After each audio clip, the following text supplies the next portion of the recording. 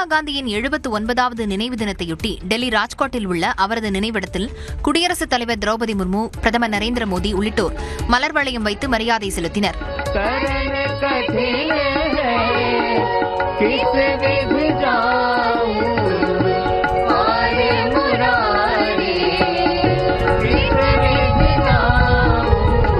அதனைத் தொடர்ந்து 2 நிமிடம் மௌன அஞ்சலி செலுத்தப்பட்ட நிலையில் முப்படையினரின் மரியாதையும் நடைபெற்றது.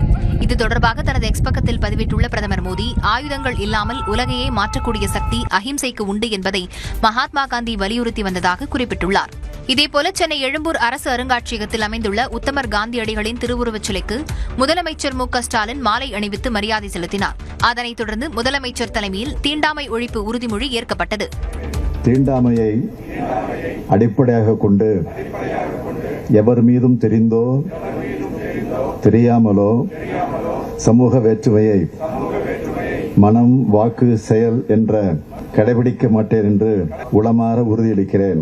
மகாத்மாவை மறைத்து நாட்டை நாசப்படுத்த துடிக்கும் கோட்சேவின் வாரிசுகளுக்கு தக்க பாடம் புகட்டி காந்தி பிறந்த மண்ணை காத்திடுவோம் என முதலமைச்சர் மு.க.ஸ்டாலின் தனது எக்ஸ் பக்கத்தில் பதிவிட்டுள்ளார்.